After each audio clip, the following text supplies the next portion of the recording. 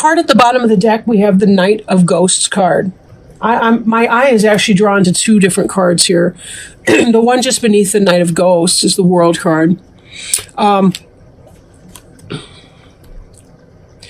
In the upright, this is about a love message coming in, an offer of love, true love.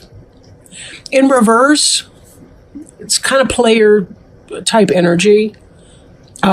Could be information coming in, somebody who's not sincere in offering love, some information about love coming in that's not going to make you feel very happy. Ghosts is the suit of water or cups in other decks, so that could possibly be Cancer, Scorpio, or Pisces, or somebody just operating within that energy. But this could also indicate a delay in a true love or romantic situation coming in. But given some of the other cards that I was seeing coming out, I'm thinking that you may be in a situation where you need to be very, very careful. And with that in mind, let me just share with you too, this is a general reading and will not apply for everyone. So, please be careful to take stock in your own personal situation. Maybe you want a personal reading. Maybe you've got friends to talk with. Maybe you have a therapist that you see to help clarify issues and concerns that may come up. The World card's about completion of a cycle and rebirth into a new cycle. And these two coming out together, given some of the other cards that I'm seeing down here, this really did speak loudly to me, and that's why I drew it forth. Instead of just sticking straight up with the Knight of Ghosts. We will get back into this energy in a moment, but I don't want to get ahead of myself either with that. Again, I apologize for the sinus drainage. We have here the Queen of Ghosts, but she's in the reverse. In the upright, she's the loving wife, mother, partner, Cancer, Scorpio, Pisces, probably, possibly, or just somebody who is a lover or a wife. Or possibly, depending on your age and circumstances, could be your mom or somebody like that. But this really feels to me more like a romantic reading for some of you. The Queen of Ghosts in the reverse, she's somebody who's not being true to you. She's not being genuine. And then this is what's the energy that we're operating with. Then we see the Three of Ghosts, which could be celebration, but reversed like that, it tends to be a three-party situation. Third-party situation. So for some of you, it may be that your partner is cheating. It could also be the case that you are involved with someone and you know that she's in a relationship with somebody else. But either way, either she's potentially cheating on you or she's cheating on someone else to be with you. But either way, that's a third-party situation. And I don't think that that's something you're happy about. This is why I think it's happening to you and not from you. Because this is on your mind, this Knight of Bats. 9 of Bats. That's air, swords. 9 of Swords is about pain and anxiety. It's about hurt and pain. It's about loss. This is one of the most devastating cards in the deck, heart-wise. Even Tower energy. Sometimes we welcome the Tower energy, which clears things out. This is about having that awareness that something's not going well. You may already know what's going on. There may have been clues or signs, or maybe somebody told you that this person's not being faithful to you. This is not, so far, this is not boiling down to be, I don't like doing readings like that. I mean, I do and I don't. People need to know what's going on, but yet I never want that for you. Let me just say it that way. I never want that for you. Temperance. Possible Sagittarius, not necessarily. The Temperance is about peaceful waiting. Maybe you're kind of biding your time because you want to find out what's going on and you're not 100% sure what's been going on. So you've been kind of having a wait and see policy. You're wondering what's brewing up in here. Something's brewing on behind the surface, right? And you're kind of playing a wait and see game to see what's going to find out. But I think on some level, you already know that.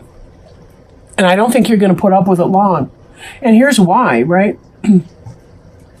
We've got this magician here. The magician, that's about creating, manifesting, pulling rabbits out of hats, so to speak. In the reverse, the magician, though, can be about manipulation, really master manipulation.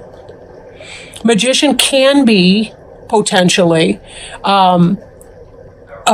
Gemini.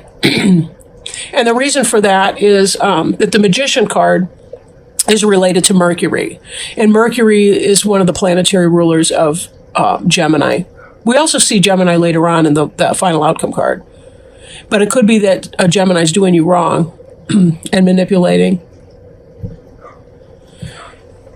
Especially when we see this energy coming up, the Queen of Ghosts, and the third party situation. Or it could be that your Queen of Ghosts in the reverse is cheating on you with a magician, a Gemini, or somebody like that. Somebody who manifests things. Again, this magician doesn't necessarily have to be a bad person. This person may not even know what the Queen of Ghosts is up to. They may be being told. Somebody may be manipulating this magician and saying, this Queen of Ghosts could be saying, no, I'm single. Not saying that you're at home or that you're, I want to say on the dance card, but that's so antiquated, it's ridiculous. This is the future. This is in the soon to come. If you're not already packing your bags, this is you walking on. You've invested your emotions into that situation and you're walking on from it. You're walking away from it.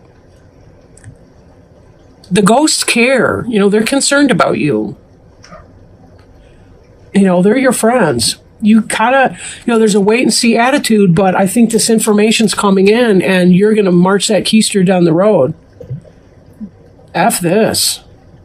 Because I don't think you want to be played like that at all. We see your hopes and fears over here. We see your Two of Ghosts card. You want a soulmate relationship. You want an equal partnership. Look, both those ghosts right there. This is the Two of Cups in other decks. Both of these, they're looking at each other. They're holding each other's hands to the same size, the same amount of importance. It's symbolic. They're smiling and happy, looking into each other's eyes.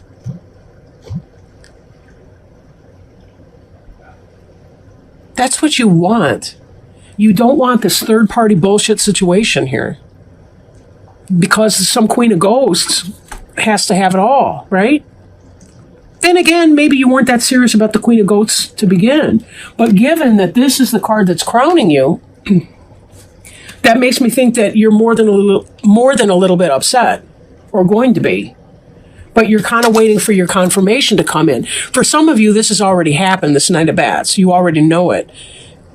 And for some of you, it's about to happen. So don't be shocked when and if it does. Again, general reading. I may be picking up on some energy for even one person out there who's a Taurus who's going to be watching this video. Every other Taurus, this may not relate, but, take it as it resonates. Because this is coming in for somebody. The card representing you is the Ten of Imps. This is about responsibility. But notice, this imp is looking at the one that it dropped. Well, he's not an imp, I'm sorry, he's Quasimodo or whatever. But he dropped a hunchback. He dropped one of those imps, and he's looking at that. So's the cat. Everybody's focusing on the one that he left behind. That's this idea, the one that he left behind. You've been busting your hump. I couldn't help it. And I don't mean to make light of your situation, but you have. You've been busting your hump. And there's a part of you that, in spite of all your responsibilities, you're still focused on what you're leaving behind. You need to keep your head pointed forward into where you're going and think less about what you're leaving behind, right? Wheel of Fortune is about fate and karma. Fate. Maybe finding this out for you is your destiny. It is your fate. Because until you leave the fuckery and the people that engage in that stuff behind, how in the hell are you ever going to manifest this or your future outcome card, your final outcome card, the Lovers? Head and heart decision here. And that could be about whether or not to walk away from this person. But it does look like you kind of know you're not putting up with that. Lover's card could be a possible Gemini, head or heart decision, or it could be that the lover of your life is going to be coming in. I like to think that this Night of Ghosts will herald somebody new coming in, that this Wheel of Fortune could be, you had to let go of this person engaged in the fuckery in order for you to be able to open the window, because I'm basing off the card here, for you to open the window for this new person, the real love of your life, to come marching in. And then you do get what you want. But you got to let go of that third-party situation. You got to know that you're worth that. We can't spin our wheels in something that's not going to move that way. And that's why this World card was calling out. This World card was calling out because this is about completing some kind of a karmic cycle so that you can move on to the future that's going to be awaiting you. And we don't know how long this is going to take to get here, by the way. We don't know that. In fact, beneath you, we see this Temperance card. So again, there's that sense of waiting. It's not going to be immediate when you're going to meet this person, this Lover's card situation. But as the saying goes, you can't make an omelet without breaking a few eggs. And it's going to take as long as it's going to take. But until you clear the path for it, this new can't come in. She's still looking at the past. She's reminiscing. Look, she's got the picture of this guy here. This is from Bram Stoker's Dracula, by the way. And in the story, I think was her name Lucy? Or no, wait a minute. I forget the names of the characters, but anyway, the heroine, she had that real estate guy that went to Transylvania or whatever. That's the picture of the guy from Transylvania, the stuffed shirt, boring guy. And then here comes Mr. Passionate Lust through the window. Somebody who's way more exciting and who's going to create a balance with her, who's going to put her first, who's not going to leave her in this type of situation. Now, ordinarily, I would steer you away from the emotional vampires, but I'm looking at this card in a different way, based on having read the book, right? Very, very different energies here. And let's toss these and see what kind of advice that Spirit has for you, my Taurus friends and crossed watchers, about what's going on and what needs to happen right now. We had this fly out the deck. Wow. Mortality. Life is brief, bright, beautiful, and yours to live. Wow. Wow. Isn't that the truth? Isn't that the truth? We can waste our time spinning our wheels on this fuckery. Where in the hell did it go? Somehow I lost it. Yeah, on this third-party nonsense fuckery behavior. When we can march our ass on to our new destiny, right? We can complete that cycle, be done with it altogether. We don't have to sit there. Let's see, that's number 42. Let me pull it up. Life is brief, bright, beautiful, and yours to live. If that there king was to wake, added Tweedledum, you'd go out, bang, just like a candle. I shouldn't, Alice exclaimed indignantly. Life is, as Tweedledum points out, a strange thing where we can go out in just a moment. None of us knows how long we have, and no matter what we believe or tell ourselves, we are all mortal in this form.